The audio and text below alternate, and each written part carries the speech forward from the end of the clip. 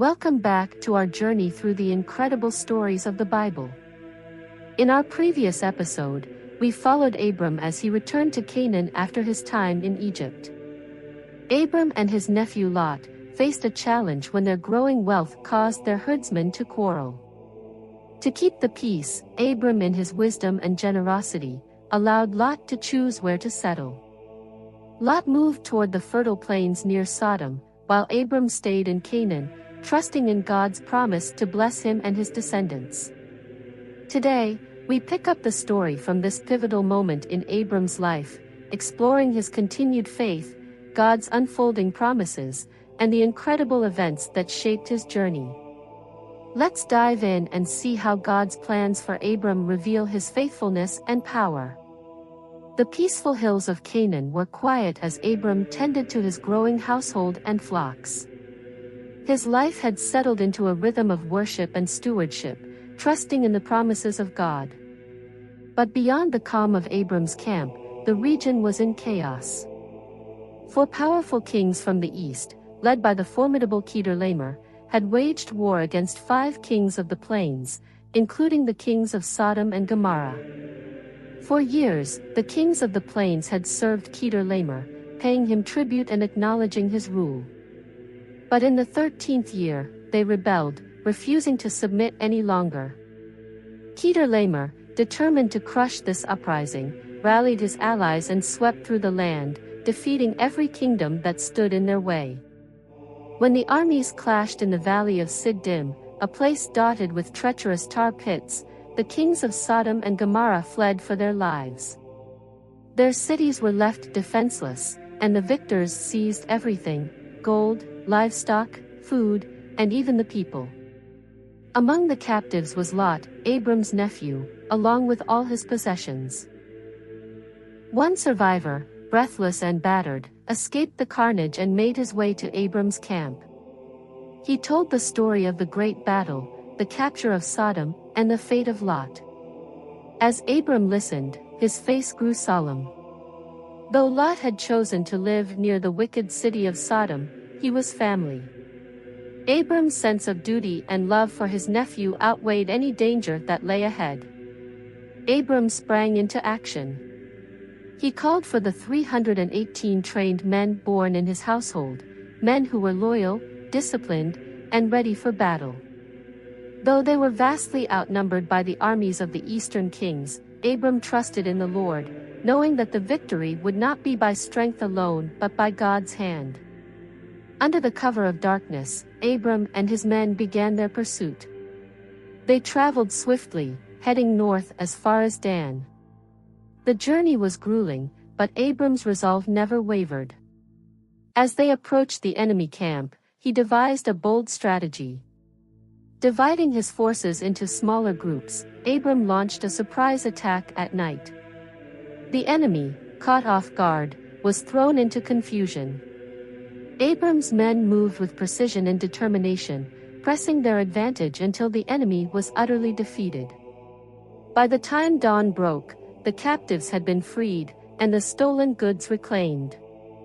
Among those rescued was Lot, along with his family and possessions. It was a triumphant moment, but Abram did not linger to celebrate. With his people and the spoils of war, he began the journey back home, his heart filled with gratitude to the Lord who had delivered them. As Abram approached the valley of Shave, also known as the King's Valley, he was met by an unexpected figure. Melchizedek, the king of Salem and a priest of the Most High God, came out to greet him. Melchizedek brought bread and wine, offering them to Abram and his weary men. There, under the open sky, Melchizedek lifted his hands in blessing and said, "Blessed be Abram of the Most High God, possessor of heaven and earth. And blessed be the Most High God, which hath delivered thine enemies into thy hand." Abram bowed his head, his heart swelling with humility and gratitude. He recognized Melchizedek as a servant of the same God he worshipped. From the spoils of war, Abram gave Melchizedek a tenth of everything as an offering to the Lord. Not long after, the king of Sodom arrived. He approached Abram with an offer, give me the people, and take the goods for yourself." The king's words were tempting. After all, Abram had every right to claim the spoils of his victory. Yet Abram's response was firm and resolute. "I have lifted up mine hand unto the Lord, the Most High God, the possessor of heaven and earth," Abram said. "I will not take from a thread even to a shoelatchet, and that I will not take anything that is thine, lest thou shouldest say, I have made Abram rich." Abram refused to let anyone, especially the king of Sodom, claim credit for his blessings. He trusted only in the Lord, who had called him and promised to make his name great. The only exception Abram made was for the share, due to his allies, Aner, Eshcol, and Mamre, and for what his men had already eaten. With Lot and the captives safely returned, and the goods restored, Abram turned his heart once again to worship. He had faced danger, acted with courage, and remained steadfast in his faith. Through it all, the Lord had been his shield and deliverer. This moment in Abram's journey was not just a victory in battle, it was a testimony to his unwavering trust in God and his integrity as a man of faith. The story of Abram's rescue of Lot reminds us of the power of courage, the importance of family, and the blessings that come when we place our trust in the Lord. One quiet evening, after Abram had returned from his victories and settled back into the calm of his household, he found himself reflecting on the future. The world seemed vast and uncertain, and though God had blessed him richly, there was a longing in his heart that had yet to be fulfilled. Then, in the stillness of the night, the word of the Lord came to Abram in a vision. "Fear not, Abram," God said, his voice full of reassurance and strength. "I am your shield and your exceedingly great reward." But Abram, though comforted, couldn't hold back the question that weighed on him. "O Lord God, what will you give me?" he asked. "I have no child. The steward of my house, Eliezer of Damascus, is my heir. You have given me no offspring, and now a servant born in my household will inherit everything." The Lord's response was clear and firm. "This man shall not be your heir," he said. "Your very own son shall be your heir." Then the Lord took Abram outside into the cool open air of the night. The sky stretched above them, dotted with countless stars that twinkled like diamonds against the dark expanse. "Look now toward heaven," God said, his voice filled with promise. "Count the stars, if you are able to number them. So shall your descendants be." Abram gazed upward, awestruck by the infinite display of lights above him. In that moment, he believed God's promise with his whole heart. The Lord saw Abram's faith and counted it to him as righteousness. God then reminded Abram of his faithfulness. "I am the Lord who brought you out of Ur of the Chaldeans to give you this land to inherit it." But Abram, still seeking confirmation, asked, "Lord God, how shall I know that I will inherit it?" The Lord gave Abram specific instructions.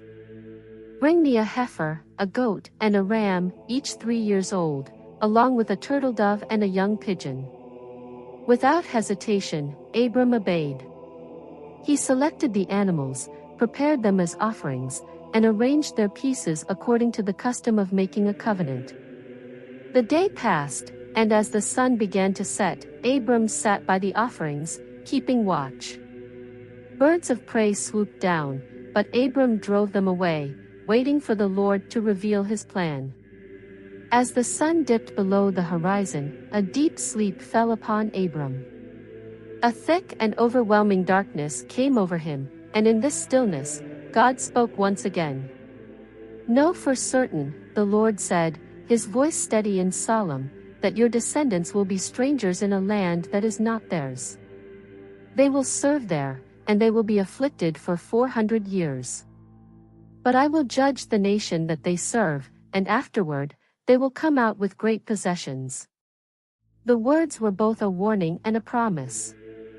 Abram listened intently, even as God's plan for the future unfolded. You shall go to your fathers in peace, God continued. You will be buried at a good old age. And in the fourth generation, your descendants will return here, for the sin of the Amorites is not yet complete. As the darkness deepened and the night grew still, something extraordinary happened. A smoking fire pot and a blazing torch appeared, symbols of God's presence. They passed between the pieces of the sacrifice, sealing the covenant.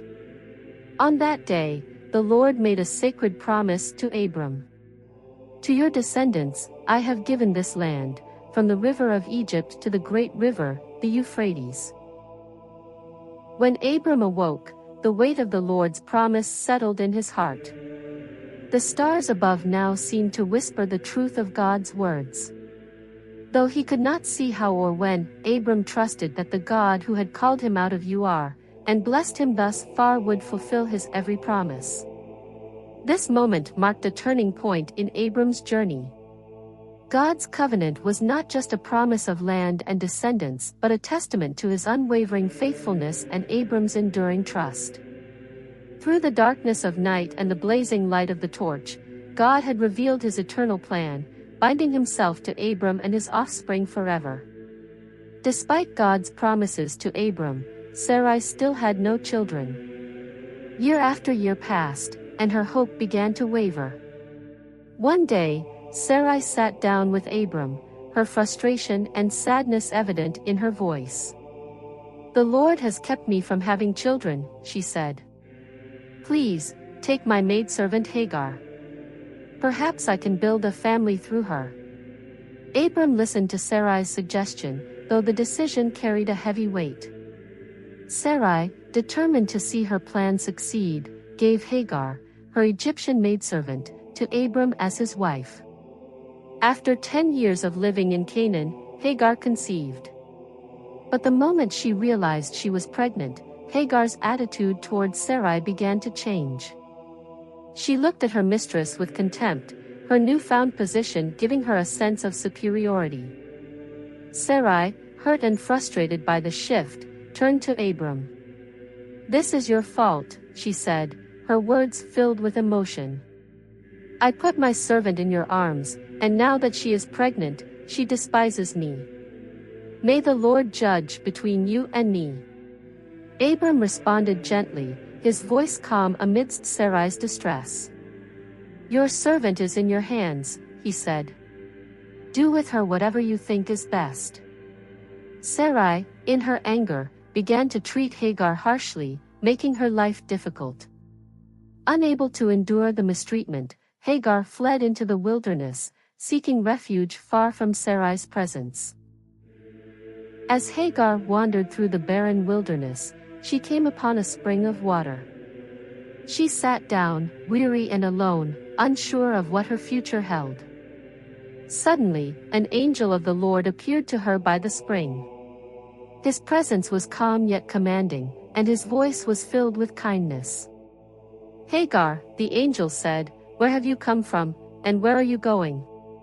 Hagar hesitated for a moment, then answered, "I am fleeing from the presence of my mistress Sarai." The angel of the Lord looked at her with compassion. "Return to your mistress and submit yourself under her hand," he said. His words, though challenging, were spoken with reassurance. Then he added a promise that would change Hagar's life: "I will multiply your descendants exceedingly, so much that they will be too many to count. You are pregnant and will give birth to a son. You shall call his name Ishmael, because the Lord has heard your affliction." The angel continued, "Your son will be a wild man, his hand will be against every man, and every man's hand against him, but he will dwell in the presence of all his brethren." Hagar, overwhelmed by the encounter, realized that she had been seen by God himself. She named the Lord who spoke to her, "You are the God who sees me," for she felt truly known and cared for in her moment of despair. The well near where she sat would later be called Bir Lahai Roi, meaning, "the well of the living one who sees me." Encouraged and strengthened by the angel's words, Hagar returned to Abram and Sarai. She bore a son, just as the angel had promised, and Abram named him Ishmael, which means, God hears. Abram was 86 years old when Ishmael was born.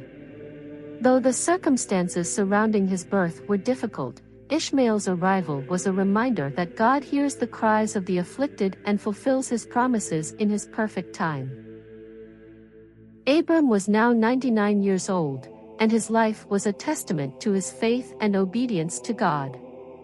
One day, the Lord appeared to him, his presence powerful and reassuring. "I am the Almighty God," the Lord said. "Walk before me and be blameless. I will make my covenant between me and you, and I will multiply you exceedingly." Hearing these words, Abram fell to the ground, his face pressed to the earth in reverence. God continued, his voice full of promise and certainty. "As for me, my covenant is with you, and you shall be the father of many nations. No longer will your name be Abram, your name shall be Abraham, for I have made you a father of many nations. I will make you exceedingly fruitful, and nations and kings will come from you. I will establish my covenant between me and you, and with your descendants after you, for all generations. It will be an everlasting covenant. I will be their God, and I will give to you and your descendants the land of Canaan as an everlasting possession." Abraham listened in awe, the magnitude of God's promise filling his heart. Then God spoke further about the covenant and the responsibility it carried. "You and your descendants must keep this covenant. This is the sign of the covenant: every male among you shall be circumcised. This will be a token of the agreement between me and you. Every male in your household, whether born in your home or bought with money, must be circumcised. This will be an everlasting sign of the covenant." God then spoke about Abraham's wife. "As for Sarai your wife, you shall no longer call her Sarai, her name will be Sarah. I will bless her and give you a son by her. She shall be the mother of nations, and kings of peoples shall come from her." Abraham, still on his face, couldn't help but laugh at the thought. It was not a laugh of disbelief but of amazement and wonder. "Shall a child be born to a man who is 100 years old?" he thought. "And shall Sarah, who is 90 years old, bear a child?" Though overwhelmed, Abraham expressed his hope to God. "Oh, that Ishmael might live under your blessing," he said. But God's plan was clear. "Sarah your wife shall bear you a son indeed, and you shall name him Isaac. I will establish my covenant with him as an everlasting covenant for him and his descendants. As for Ishmael, I have heard your prayers. I have blessed him and will make him fruitful and multiply him greatly. He will father 12 princes, and I will make him a great nation. But my covenant will be with Isaac, whom Sarah will bear to you at this time next year." With that, God's presence departed, leaving Abraham in awe of all he had heard. Abraham wasted no time in obeying God's instructions. That very day, he gathered all the males in his household, his son Ishmael, those born in his home, and those he had purchased as servants. Following God's command, he circumcised each one as a sign of the covenant. Abraham himself, though 99 years old, was circumcised that day. His son Ishmael, 13 years old, was also circumcised. Through his immediate obedience, Abraham demonstrated his unwavering trust in God's promises. With the covenant sealed, Abraham's heart was filled with renewed faith and hope. Though he was old and Sarah's womb had been barren for many years, he trusted that God's promises would come to pass. The covenant was not just a sign of God's faithfulness to Abraham, but a lasting assurance that God's plans were unfolding for generations to come. One hot afternoon, the sun blazed over the land, and Abraham sat at the entrance of his tent, seeking a bit of shade under the great oaks of Mamre. He rested there, watching the stillness of the day, when suddenly, he noticed 3 men standing nearby. Their presence was striking, and without hesitation, Abraham jumped to his feet and ran to greet them. Bowing low to the ground, Abraham spoke with great respect. "My lord," he said, "if I have found favor in your sight, please do not pass by your servant. Let me bring some water so you can wash your feet and rest under this tree. I will bring a little food to refresh you before you continue on your way." The men agreed, nodding graciously. Abraham, energized by their acceptance, hurried into the tent. Quickly, he said to Sarah, his wife, "Take 3 measures of fine flour, knead it, and bake some bread." Abraham then ran to his herd and selected a tender, choice calf. He gave it to one of his servants, who promptly prepared it. Once the food was ready, Abraham brought butter, milk, and the roasted meat to his guests. He served them under the shade of the tree and stood nearby as they ate. As the meal progressed, one of the men looked up and asked, "Where is Sarah, your wife?" Abraham replied, "She is in the tent." Then the man said something extraordinary, "I will surely return to you about this time next year, and Sarah, your wife, will have a son." Inside the tent, Sarah overheard these words. Her heart was a mix of disbelief and wonder. She was well past the age of childbearing, and Abraham himself was very old. The idea seemed impossible to her. Quietly, to herself, she laughed and thought, "After I am worn out and my Lord is old, shall I now have this pleasure?" But the Lord knew her thoughts. He turned to Abraham and asked, "Why did Sarah laugh? Why did she say, 'Shall I indeed bear a child, now that I am old?' Is anything too hard for the Lord? At the appointed time, I will return to you, and Sarah shall have a son." Hearing this, Sarah was filled with fear. She quickly denied it, saying, "I did not laugh." But the Lord replied gently, "No, but you did laugh." The visitors stayed a while longer, and Abraham continued to serve them with care. But the promise they delivered lingered in his heart. Though it seemed impossible, Abraham trusted that nothing was too hard for the Lord.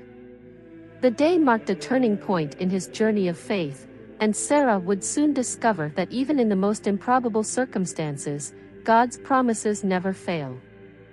Thank you for joining us on this incredible journey through Genesis chapters 14 to 18. We've witnessed Abram's courage in rescuing Lot, God's covenant of faithfulness, the birth of Ishmael, and the divine promise of Isaac. These stories remind us of God's unwavering faithfulness to those who trust in Him. If you've enjoyed this story and want to explore more of the Bible, don't forget to subscribe to our channel. There's so much more to discover, and we'd love to continue this journey with you.